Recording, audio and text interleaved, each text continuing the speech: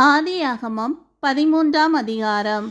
ஆபிராமும் அவன் மனைவியும் அவனுக்கு உண்டான யாவும் அவனுடனே லோத்தும் எகிப்தை விட்டு தென் திசையில் வந்தார்கள். ஆபிராம் மிருக ஜீவன்களும் வெள்ளியும் பொன்னுமான ஆஸ்திகளை உடைய சீமானாயிருந்தான். அவன் தன் பிரயாணங்களிலே தெற்கே இருந்து பெத்தேல் மட்டும், பெத்தேலுக்கும் ஆயிக்கும் நடுவாக தான் முன்பு கூடாரம் போட்டதும் தான் முதல் ஒரு பலிபீடத்தை உண்டாக்கினதுமான ஸ்தலம் மட்டும் போனான். அங்கே ஆபிராம் கர்த்தருடைய நாமத்தை தொழுது கொண்டான்.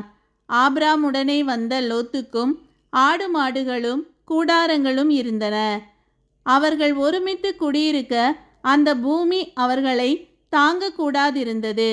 அவர்களுடைய ஆஸ்தி மிகுதியாயிருந்தபடியால் அவர்கள் ஒருமித்து வாசம் பண்ண ஏதுவில்லாமற் போயிற்று. ஆபிராமுடைய மந்தை மேய்ப்பருக்கும் லோத்துடைய மந்தை மேய்ப்பருக்கும் வாக்குவாதம் உண்டாயிற்று. அக்காலத்திலே கானானியரும் பெரிசியரும் அத்தேசத்தில் குடியிருந்தார்கள். ஆபிராம் லோத்தை நோக்கி, எனக்கும் உனக்கும் என் மேய்ப்பருக்கும் உன் மேய்ப்பருக்கும் வாக்குவாதம் வேண்டாம், நாம் சகோதரர். இந்த தேசமெல்லாம் உனக்கு முன் இருக்கிறது அல்லவா? நீ என்னை விட்டு பிரிந்து போகலாம்.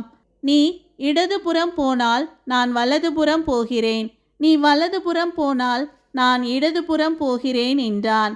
அப்பொழுது லோத்து தன் கண்களை ஏறெடுத்து பார்த்து யோர்தான் நதிக்கு அருகான சமபூமி முழுவதும் நீர்வளம் பொருந்தினதாயிருக்க கண்டான்.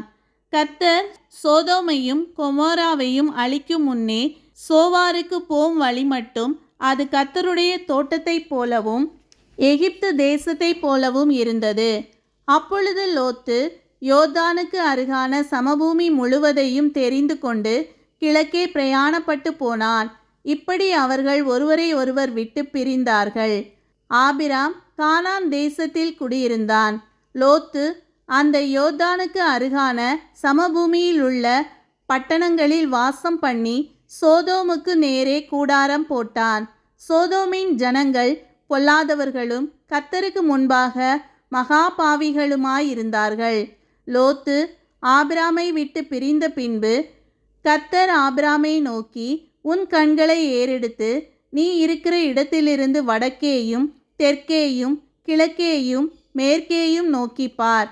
நீ பார்க்கிற இந்த பூமி முழுவதையும் நான் உனக்கும் உன் சந்ததிக்கும் என்றைக்கும் இருக்கும்படி கொடுத்து உன் சந்ததியை பூமியின் தூளை போல பெருக பண்ணுவேன்.